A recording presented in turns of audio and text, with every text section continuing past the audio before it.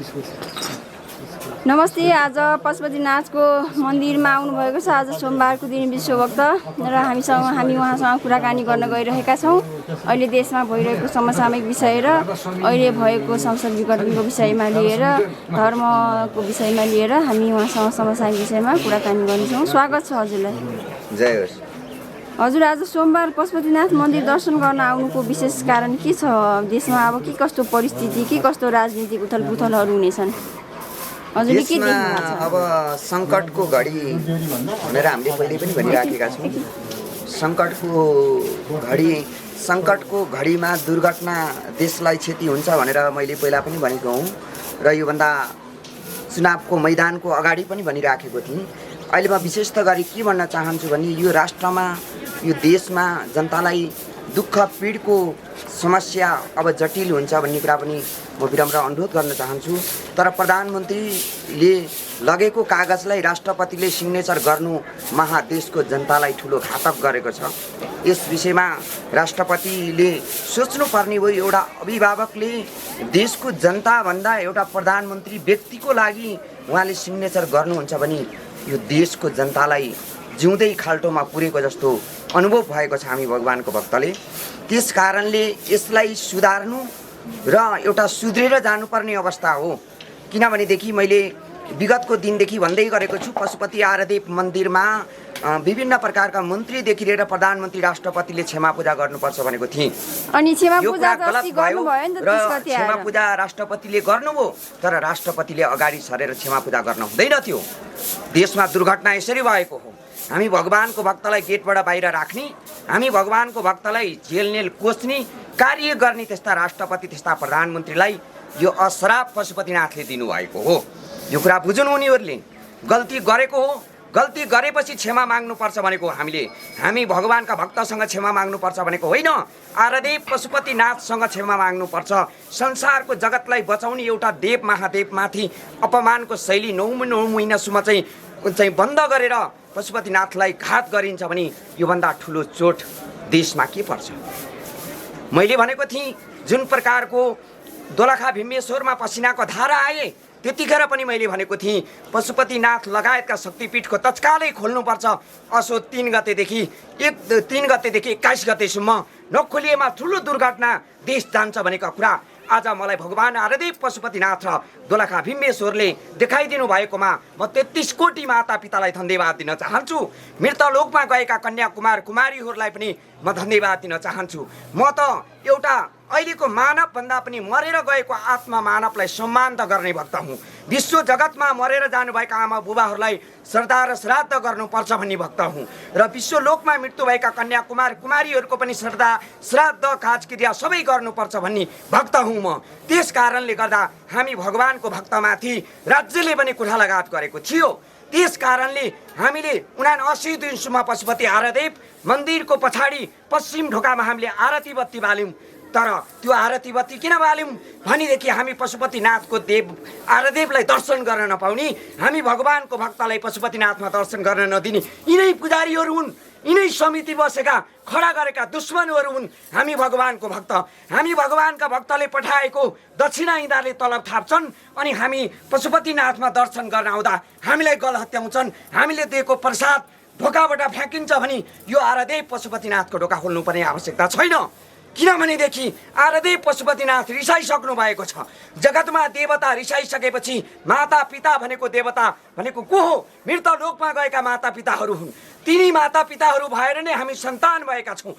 त्यस कारणले गर्दाखेरि म विनम्र अनुरोध गर्न चाहन्छु, जुन प्रकारको पृथ्वीनारायण शाह वंशले, जुन प्रकारका हाम्रा जिजु बाजे हजुरबाले जोगाएको सम्पत्तिलाई हामीले जोगाउनु पर्छ भने हाम्रा बालबच्चाले सोच्ने कि नसोच्ने? अब पनि सोच्न सकिएन भने दुर्घटना मात्र होइन, यो देशको जनतालाई ठुलो धोका हुनेछ, ठुलो दुःख पाउनेछन्। त्यसमा हामीलाई पीडा छ। हामी यो राजा महाराजा ढलुन् या मन्त्री सभासद जाउन्, यो हामीलाई अवस्था छैन।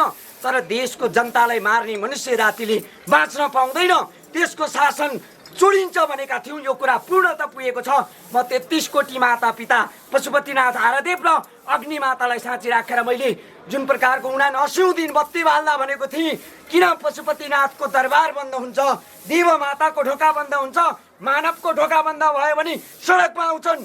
देखिहाल्नुभयो कुर्चीका तानाशाही भएपछि सडकमा ती चोर गुण्डाहरू आएका छन्। त्यस कारणले हामी भन्छौँ धर्म र संस्कार र संस्कृति एउटा हिन्दू राष्ट्र हुनुपर्छ भनेका छौँ। हामीले राजा सहितको हामीले मागेका छैनौँ। जनताले शासन चलाओस् तर हिन्दू राष्ट्र, हिन्दू संस्कार र संस्कृति आफ्नो धर्मभन्दा बेघरले आयो भने दुश्मनहरूले हामीलाई आक्रमण गरिराखेको छ। यस विषयमा राष्ट्रपतिले सोच्नुपर्ने, प्रधानमन्त्रीले सोच्नुपर्ने, अभिभावकले सोच्दैन भने त्यो हो राष्ट्रपति प्रधानमन्त्री यो देशको होइन भनेको छु मैले। यो देशको प्रधानमन्त्री पनि होइन, यो देशको राष्ट्रपति पनि होइन भनेको छु। जुन प्रकारको मैले कुनै मिडिया कर्मीहरूसँग रिपोर्टकल्पमा कार्यक्रम गर्दा योभन्दा 10 महिना अगाडि पनि भनेको हुँ, देशमा ठुलो दुर्घटना हुन्छ, देशको राजनीति उथल पुथल हुन्छ र राजनीतिभित्र ठुलो चाहिँ लुछातानी हुन्छ भनेका कुरा आज देव आरादेव पशुपतिनाथले मलाई यो छर्लङ्गै देखाउनु भएको छ। म कुनै मानवता चोलाहरूलाई मैले विश्वास गर्दिनँ, मरेर गएको आत्मालाई विश्वास गर्छु। मरेर गएका कन्या कुमार कुमारी माता पिताको आत्मालाई सम्मान गर्छु। त्यस कारणले भन्छु कि म त यो जगतमा मानव भन्ने शरीर त छ तर मानव शरीरको मानवता चोला छैन, मानवताको एउटा नाता छैन, मानवताको भावना छैन। यो भावना र नाता भएको भए यो देशमा अहिले यस्तो हुँदैन थियो। कुर्चीको लागि लडाइँ गर्ने, कुर्चीको लागि बाल बच्चाको रगत पिउने यस्ता शासक तत्त्वहरूलाई देव आरादेव महादेवले राख्दैनन्। यो कुरा पनि बुझ्नुहोस्। अबको दिनमा यस्तो प्रकारको चिज आउँछ कि हिन्दू राष्ट्र सहितको हिन्दू भाषणको मात्र होइन, हिन्दू राजा हुनुपर्छ। राजाको संरक्षण गर्ने सुपुत्र जन्मिसकेको छ, त्यही सुपुत्रलाई हामी राजा बनाउँछौँ। यो कुरा पनि बुझ्नुहोस्। बुढाखाडा राखेर हामी राजा चलाउँदैनौँ, हामी कुनै मन्त्री प्रधानमन्त्री बुढोखाडा राखेर चलाउँदैनौँ। युवाले देश चलाउनु पर्छ, युवाले राष्ट्र चलाउनु पर्छ। भएन भने हामी धर्मभक्त पनि राष्ट्र चलाउन सक्छौँ। हामीले राज्य चलायौँ भने यो देशका जनताले सुख पाउँछन्। पशुपतिनाथमा पनि दर्शन हामीले भित्रै दिन्छौँ, किनभने ढोकाबाट बाहिर दर्शन गर्न दिँदैनौँ। हामी यहाँका सुपुत्र हौँ, हामी यहाँको सन्तान भइसकेपछि हामीले आरादेव पशुपतिनाथभित्र हामीले दर्शन गर्न पाउने कि नपाउने। त्यस कारणले यस्ता कुकर्म, यस्ता कुसंस्कार बोक्ने शासकलाई अहिले पशुपति आरादेवले कसरी लडाइदिनु हो देख्नु भएको होला। मङ्सिर 29 गते 30 गते जुन राष्ट्रपति आएर पूजा गरिन् त्यतिखेर हामी देवभक्तहरू खुसी थिएनौँ। आरादेव पशुपतिनाथ खुसी नहुनु भनेको हाम्रो यो मनको मन्दिर भगवान खुसी नहुनु हो। त्यस कारणले मैले आजैको मितिबाट मैले पशुपतिनाथमा मेरो प्राण मैले त्यागेको छु। म भन्छु कि प्राण किन त्यागेको भनेर भन्नुहोला। मैले भगवानको शरणमा मरे पनि बाँचे पनि उनकै शरणमा मेरो प्राण भनेर महिरहेको छु। त्यस कारणले म विनम्र अनुरोध गर्न चाहन्छु, राष्ट्रपति प्रधानमन्त्रीलाई विनम्र अनुरोध गर्न चाहन्छु, देश र जनता भन्दा ठुलो कोही पनि हुँदैन, प्रधानमन्त्री पनि हुँदैन, राजा पनि शहीद हुँदैन। राजा शहीद हुने भएको भएदेखि जुन प्रकारको पृथ्वीनारायण शाहले वंशले एक प्रकारको पृथ्वीनारायण शाहले यो लोक बचाउनु भएको हो। आफू बलिदान हुन्छु भनेर पनि राज्य चलाएर देशलाई एकताको सूत्रमा ल्याउनु भएको थियो। यो 7 प्रदेश गराएपछि देशमा अराजकता भयो कि भएन, देशमा आतंक हिंसा भयो कि भएन। त्यस कारणले म विनम्र अनुरोध गर्न चाहन्छु, यही पशुपतिनाथमा भनेको छु, मैले धेरै पटक भनेको छु, देश र सुन्दरता स्वर्ग पवित्र भनेको पशुपतिनाथको मन्दिरको द्वार हो भनेको छु। त्यस कारणले म विनम्र अनुरोध गर्न चाहन्छु, हामी कुनै पार्टी पङ्क्तिलाई गिराउने पक्ष होइन, हाम्रो धर्म र संस्कार बच्नु पर्यो, हाम्रो राष्ट्र बच्नु पर्यो भनेको हो। त्यस कारणले ओली आउन् कि प्रचण्ड आओस् कि बाहुडामा आओस् हामीलाई मतलब छैन। हाम्रो हिन्दू धर्मको संस्कार र संस्कृति राष्ट्र हुनु पर्यो भनेको हो। हामीले अरू केही मागेका छैनौँ। त्यस कारणले हामी माथि लालछना लगाउने कार्य नगरियोस्। हाम्रा भक्तहरूलाई जेल कोच्नुभन्दा पहिला तिमीहरूलाई जेल कोच्ने कानुन आउँदैछ, देव शासन आउँछ, देवको राज्य आउँछ। यो लुटेर खाने लुटतन्त्रको शासक तत्त्वहरू गङ्गा माताभन्दा पनि तल पुगेर भस्म हुने छन्। यो पशुपति आरादेवको साँची राखेर भनेको छु। आज सोमबारको दिन जगत मानवलाई म एउटा चेतावनी दिन चाहन्छु। अब भगवानले बचाउँछन् सृष्टि, नत्र भने मानवले बचाउन सक्दैन। किन मान्नुहोस्, मानवले यति बचाउने भएको भए 14 वर्षको बालक मरेपछि त्यो किन उठेन, यो कुरा बुझ्नुहोस्। त्यस कारणले बालकहरू मृत्यु भएकाहरूलाई हामीले सम्मान गर्छौँ। मैले मृत लोकमा गएका कन्याकुमार कुमारीको श्रद्धा र श्राद्ध गर्नुपर्छ भनेको छु मैले। त्यस कारणले गर्दा जगतको पहाडी लोकहरू, जगतको मानव चोला भनेको के हो भन्ने कुरा हामी मानवले भुलिसकेका छौँ। मानवले मानवताको व्यवहार टुटाइसकेका छौँ। त्यसलाई हामी पुनः बचाउनु पर्छ। एउटा फुलको संसार पशुपतिनाथमा बनाउनु पर्छ भनेका छौँ हामीले। अन्तर्राष्ट्रिय मुलुकभन्दा पनि हाम्रो सुगन्धको स्वर्गको पवित्र स्थल पशुपतिनाथ हो। संसारको जगत भक्तहरू पशुपतिनाथ दर्शन गर्न किन आउँछन्? यहाँ देव आरादेव महादेव बसेका छन्। जगतलाई रक्षा गर्ने गुरु बसेका छन्। तिनै गुरु हाम्रा पिता भने पनि माता भने पनि हामी संसार जगतबाट देवताको दर्शन गर्न धेरै भक्त आउँछन्। अनि तिनै भक्तका भक्तहरूलाई जेलनेल कोच्ने कार्य गरिन्छ भने योभन्दा ठुलो अपराध संसारमा के हुन्छ?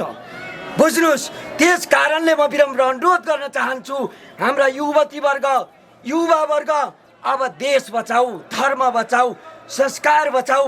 संस्कारमा हिँड, आफ्नो धर्म र संस्कार संस्कृति खोज, नत्र भनी भोलि यो देशको शिरको टोपी मेरो नरहन सक्छ। यो शिरको टोपी र झन्डा नरहन सक्छ। झन्डा त जलेको अवस्था छ भने यो शिरको टोपी भनेको महादेवको हिमालको चुचुरो हो। हिमालको चुचुरो भनेको महादेवको शिर हो। त्यस कारणले त्यो शिरभित्र हामीलाई प्रहार गर्न नखोजियोस्। हाम्रो स्वर्ग जस्तो पवित्र भूमिमा मरुभूमि बनाउन नखोजियोस्। प्रधानमन्त्री राष्ट्रपतिज्यू, एकपटक सोच्नुहोस्। आफ्नो जनता जनादेश रहे तपाईँ प्रधानमन्त्री रहनुहुन्छ, आफ्नो जनता जनादेश रहे तपाईँ राष्ट्रपति रहनुहुन्छ, या राजा रहनुहुन्छ, या मन्त्री रहनुहुन्छ। जब जनता जनादेश नै रहेन भने तपाईँ के रहनुहुन्छ? तपाईँ एकताली मण्डन गर्नुहोस्। प्रधानमन्त्रीज्यू सोच्नुहोस्। आफ्नो बालबच्चा छैन भनेर अरू बालबच्चालाई लडाइँमा लगेर रक्तपातको खेल नखेल्नुहोस्। यो ठुलो भार पर्नेछ। त्यस कारणले म विनम्र अनुरोध गर्न चाहन्छु, प्रधानमन्त्री राष्ट्रपति प्रचण्ड विभिन्न प्रकारका दलका अध्यक्षज्यू, झन्डा पार्टीको छोड्नुहोस्, जनता हेर्नुहोस्, देश हेर्नुहोस्, अनि मात्र झन्डा र पार्टीको कुरा गर्न आउनुहोस्। म विनम्र अनुरोध गर्न चाहन्छु, पशुपतिनाथमा सबै पार्टीका दलहरूले क्षमा पूजा आजको 7 महिनाभित्र गरेनन् भने देशमा ठुलो अनिष्ट, योभन्दा ठुलो दुर्घटना जान सक्छ। यो कुरा पनि म च्यालेन्ज भन्न चाहन्छु। म भगवानको भक्त हो। कुनैले गोली बारुद र हामीले पड्काउन जानेका छैनौँ। हामी पड्काउन पनि चाहँदैनौँ। हामी एउटा मात्र चाहन्छौँ, देशमा शान्ति र स्वर्ग पवित्र स्थल रहोस्। पशुपतिनाथका हामी सेना हौँ। ती पशुपतिनाथका सेना भनेको जगतको मानव चोला सेना हो। त्यस कारणले बिना वर्दीका सेनाले सडकमा उठ्नु नपरोस्। बिना वर्दीका सेना भक्तहरू सडकमा गए भने पशुपतिनाथका भक्त जाग्ने छन्। पशुपतिनाथ स्वयं जागेका छन्। त्यस कारणले म विनम्र अनुरोध गर्न चाहन्छु, क्षमा पूजा तत्कालै प्रधानमन्त्रीज्यूले गर्नुपर्छ। आफ्नो पहिलाको संस्कारलाई नै ल्याउनुपर्छ भनी भावुकता राख्नुपर्छ। पृथ्वीनारायण शाहको जन्म शोकाउँदै गर्दा देशमा उथल पुथल भयो कि भएन, अब पनि विचार गर्नुहोस्, मण्डन गर्नुहोस्। त्यस कारणले भनिन्छ कि विद्या न बुद्धि भ्रष्ट भएका नेताहरू अब समाप्त भए भन्ने कुरा गर्नुहोस्। लोकतन्त्र गणतन्त्र मरिसकेको अवस्था छ। राजा महाराजा मरेका होइनन्। हामी नेपाली जनता बिउजिसकेका छौँ। अब तिम्रो तानाशाहीमा तिमीले लुटेको भरमा हामी लुटिनेवाला छैनौँ। हामीले तिरेको करको पैसाको पाई गरिब दुखीले त्यो हिसाब माग्ने छन्। यो कुरा पनि बुझुन्। त्यस कारणले पशुपति आरादेवले या विश्वभूमि माताले सबैको मनमा एउटा मस्तिष्कमा देवभक्ति, देवको शक्तिको कामना गर्दै म अहिलेलाई बिदा हुन्छु। सम्पूर्ण भक्तजनहरूले सोच्नुहोस्, पर्वत देवडम देव माता पिताए विश्वभूमि आमा महामाया आमाको छातीमा संसार अटिएको छ। त्यो आमाको छातीलाई बचाउनु पर्छ। विश्व जगतै भनेको विश्वभूमि आमाको छाती हो। त्यो छातीभित्र हामी बस्ने एउटा सन्तान हौँ, एउटा माको भक्त हौँ, एउटा माको हामी सुपुत्रहरू हौँ सबैजना भन्ने कुरा सोचौँ भन्दै अहिलेलाई बिदा हुन्छु। जय विश्वदेवरम गुरु महादेव, जैनम सत्य शरणम सत्य कर्मधारणम रूपणम गुरु महादेवम माता पिताए नमस्तस्यै नमो नमः।